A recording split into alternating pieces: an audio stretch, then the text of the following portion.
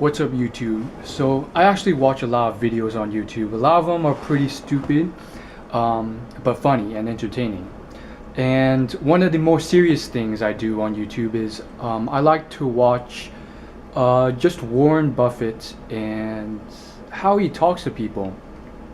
And I always felt that just by being around him, not physically but virtually, I could just, his knowledge would just seep off on me.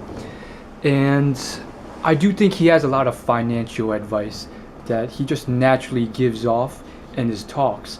And that's specifically what I sort of looked up on YouTube. I think at this point I've seen pretty much all of the sort of interviews or discussions or talks that Warren Buffett have had with specifically students that were released on YouTube. And just as a disclaimer, a lot of people who do this sort of thing, it's good. I mean, it's so much better than partying, I guess you could say. But on the flip side, if you're just looking for financial gain rather than financial security, I do have to say that happiness doesn't always come from making a lot of money. Not at all. So if you're looking to just become rich, I don't recommend you searching up Warren Buffett interviews or Warren Buffett live talks or whatever. But if you would like financial security, that's all you have to do. Just search up Warren Buffett interview and you'll see all the videos that I've watched. And here's the thing. In all of them, where he's actually talking to business students or actual college students, a lot of these discussions were pre-arranged and they last for at least an hour. But in every single one, and it wasn't just the videos where he's talking to students, but in other interviews, he says like the same thing, the exact same thing almost, in a lot of them. And it's not just one thing, he says a lot of things exactly the same, almost word for word. And that's the topic of this video. I just want to address this one point that I think is probably the most important point that you ever come across. I mean, this might change your life. And despite Warren's reach and his fame, I think what I can do at the very least is spread this topic and it can potentially inspire someone. The long story short is the fact that you are in many ways all the change you need to be successful. Now let me elaborate and explain that. Warren uses an analogy which he's said like every single time he's done the interview. Let's say you got to choose one person in your class, and for the rest of their lives you get to take 10% of their earnings for free.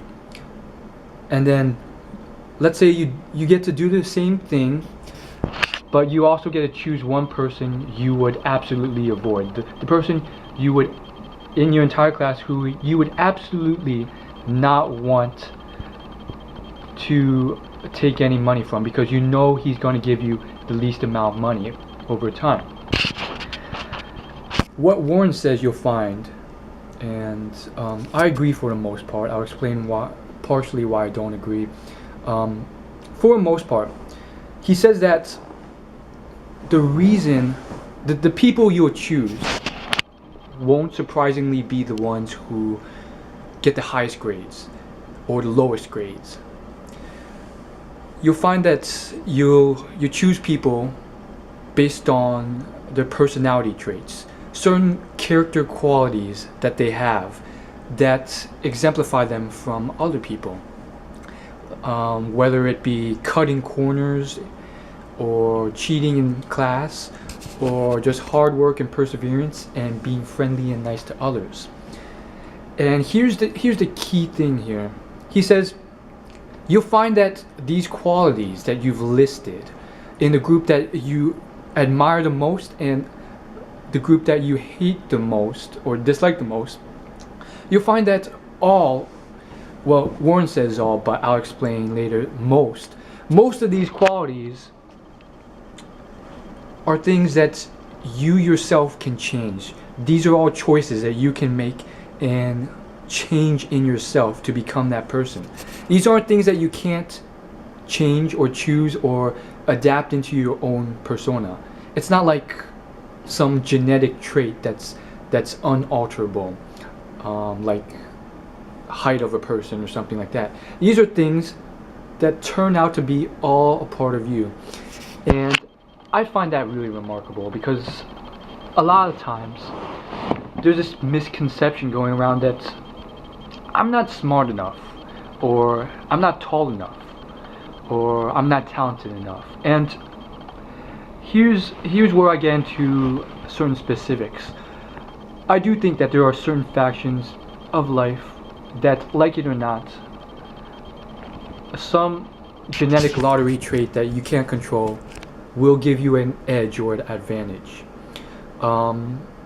If you look at the average IQs for janitors versus doctors and so forth, you'll find that the average IQ is highest for doctors.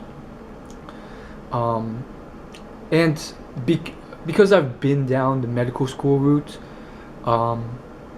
at least up to the point of applying, I know that it's very intellectually challenging. And you do need some level of intellect. Just like in chess, you need some level of talent, and in singing, you need some level of talent to make it to the next level. But is that always the case? And is that all you need? The answer is no.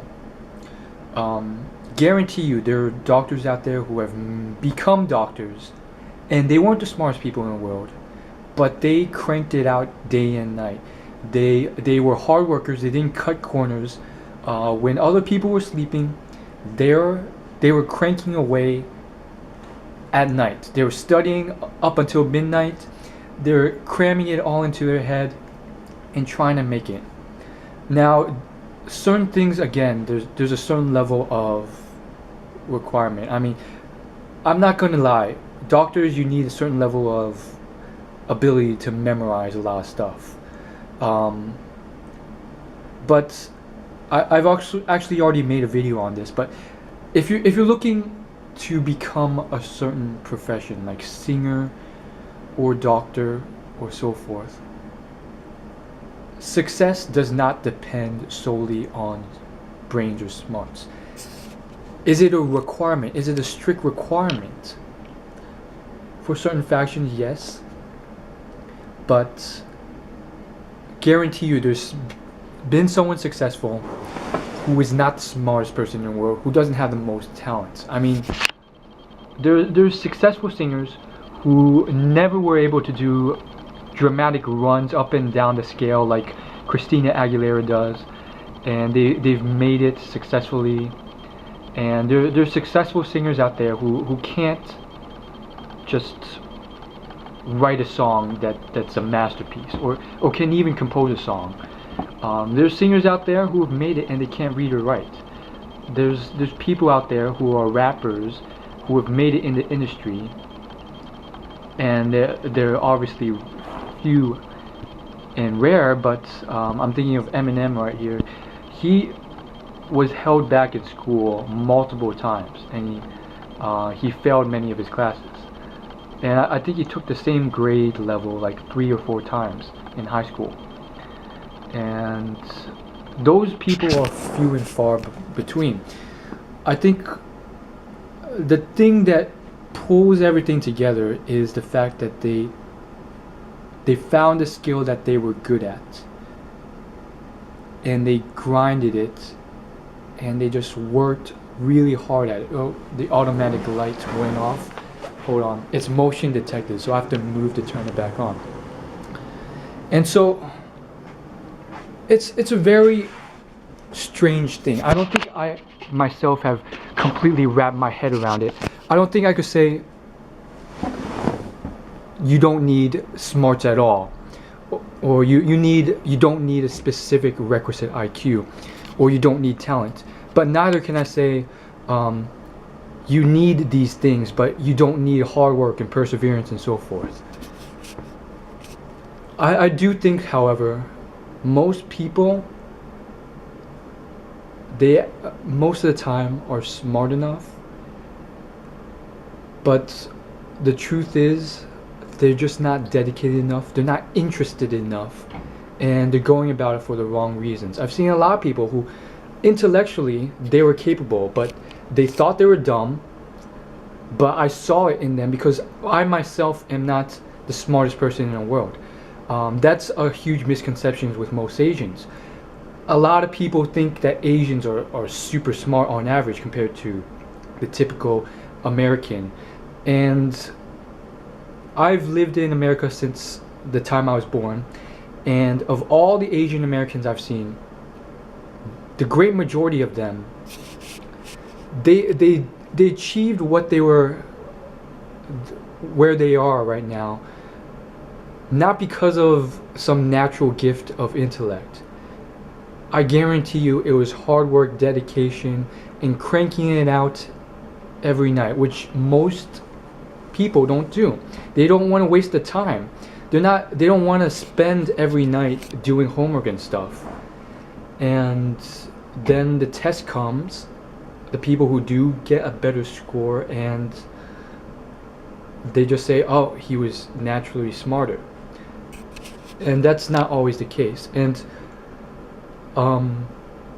I would say that at least for school, intellectually you don't have to be a genius. You really don't. And grades are not the determining factor for once you get out of school and you get a job and you look for success in the world, because those things, like Warren said, they're not a direct correlating relationship. I guarantee you the highest scores, with the highest grades in class, they may do better on average, but to guarantee that the guy with the highest grade gets the highest paying job, it doesn't work like that. So really, the biggest lesson out there is, you guys all have a lot of potential. You all do. I do as well. And there's a huge amount of choices you can make that can completely change how you are. Warren Buffett, as with many millionaires, they were never the smartest. They probably never got the highest grades in class. But a lot of people will say, oh, it's because they had a special talent or a gift. And I'd like to disagree. I think what it was a genuine interest in the topic and a lot of time put into learning it.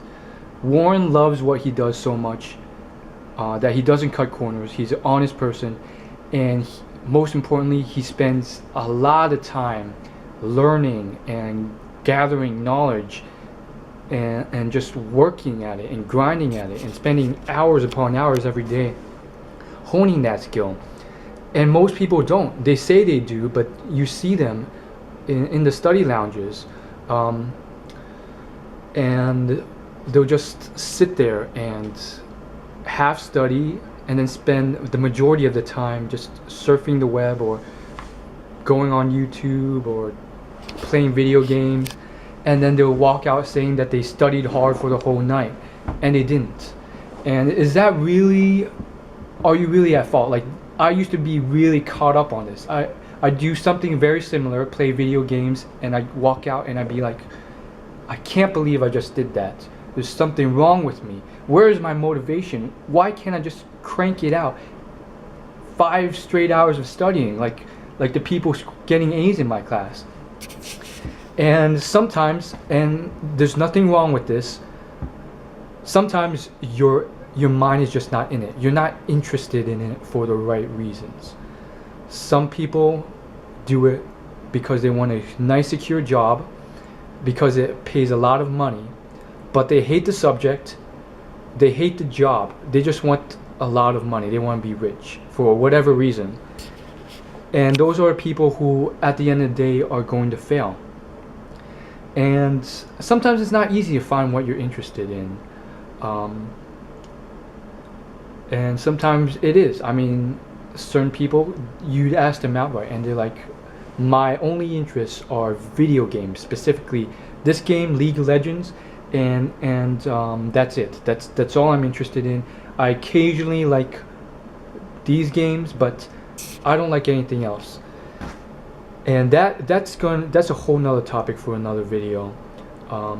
But really, just open your eyes, because you can in fact be a lot more interested in what you think. And Warren, what he says is really geared toward these business students, and basically these are business students who have they've decided what they're interested in, and they're pursuing it, and they've proven through getting accepted into business school that they have the requisite intellect needed. And that's what Warren says in every single interview as well. He says, every single one of you guys have enough intelligence to do exactly what I'm doing.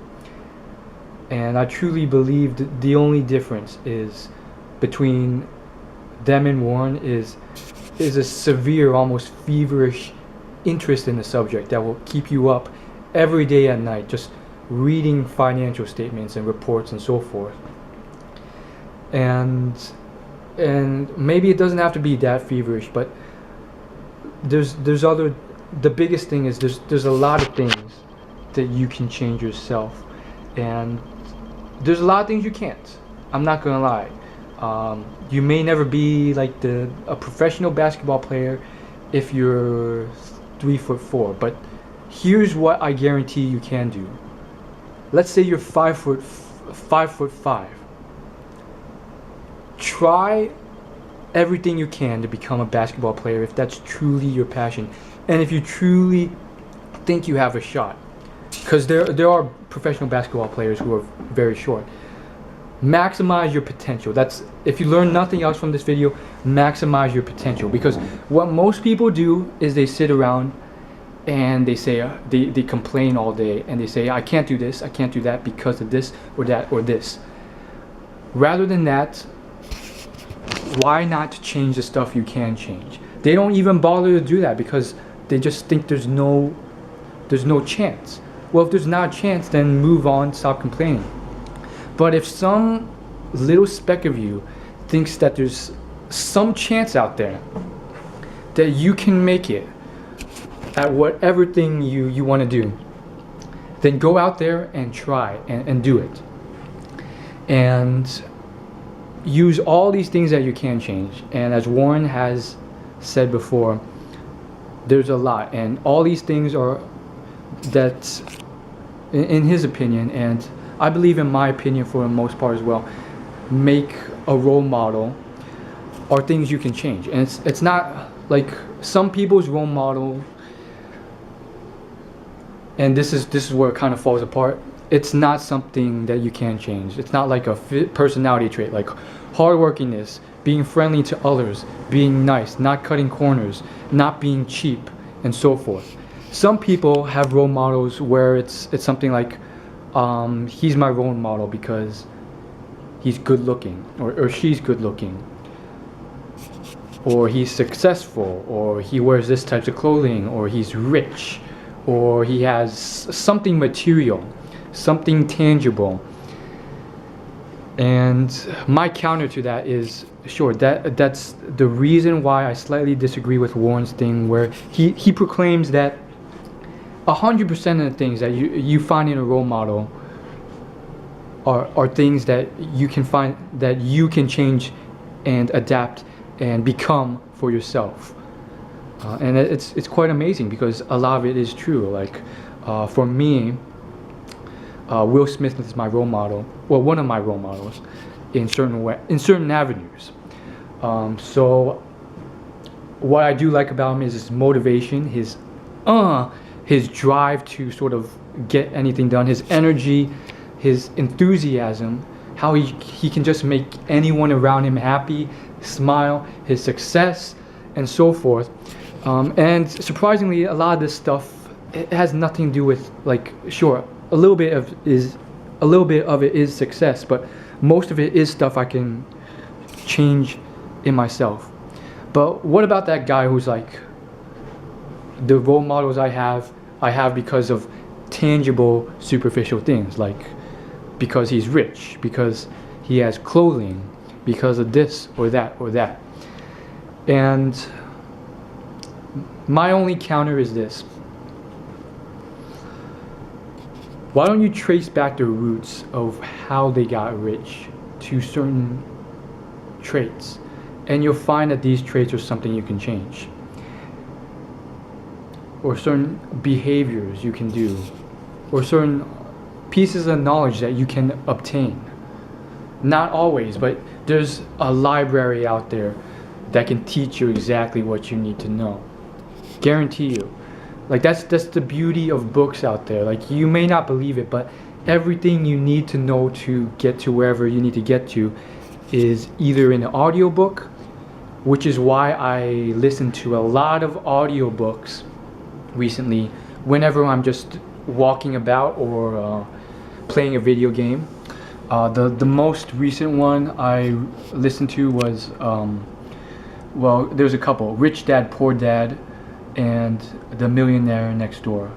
Long story short, if you trace it back to the root, even if what you admire are not traits but material things, you trace it back to the root and find that these are things that are potentially obtainable. And I say potentially because not always, but you know, with the right behaviors and the right knowledge and the right kind of practice and hard work and dedication, you can achieve something similar. Maybe not the exact same thing. You might not be the next founder of Microsoft, but you definitely could be a founder of a very successful new business. And all you got to do is trace it back to these roots and just emulate what these people have done and learn whatever you don't know that these people knew, and just gather the knowledge, put in the work. And the biggest thing is just when you fail, you get up and you try again and you learn from each experience. It's kind of ludicrous to think that you'll make it the first time. It's great if you can, but if you don't, you just keep failing, learning from each experience, and in time you'll have a wealth of knowledge and you'll be able to make it wherever you go. The last disclaimer before I end this video is just simply, if you're just pursuing material things and that's what's on your list, let's say the person you admire the most, the reasons why you admire them, because let's say it's because of how rich they are, or how they look, or what sort of items they have in their lives, like cars or boats and so forth, and so on. Well, if you're just pursuing these items because you think they will make them happy solely by just obtaining these items, then you might want to think again, because you might get there one day and realize you've wasted a whole lot of time and you finally achieved this new yacht, but it's certainly not making you any happier. In fact, it cost you a lot of depressing years. On the other hand, if you really look into it, and I find that, well, I'd say I hope that most people aren't that superficial, and I believe they aren't. I have no proof to back it up. I could be wrong, but I'm hoping they aren't. And I feel like just based on what I feel about people, they'd have they look towards quality traits, characteristic traits, and personality traits for people that they admire most. And I feel like if you really trace it back, most of these people, not all of them, will even trace stuff they said initially to be material things like money or a new car or so forth, to what they really want. And money could be traced to just admiration of success, not actually the actual act of obtaining money or having money, which you would think that's what they want, but in reality it's having success in your life and achieving this success to be able to create wealth and money. And the same thing goes with other stuff like looking good. It's like, why do you look good? Maybe it's not that you admire good looking people just because of that superficial fact. Maybe it's because deep down you admire the fact that they went to the gym 3 hours a day for many years to obtain that body and to obtain that build, and that's the true dedication you admire. Maybe not. Maybe you just simply admire the fact that they got chiseled abs or they got a really buff looking body and you want that and you just admire that. You don't really admire the fact that they went to the gym every day for the last 4 years. But yeah, just find a list or make a list and then write down those things, and what you'll find is that a lot of it, even a good body, is achievable. So that's all I gotta say, and I'm signing out.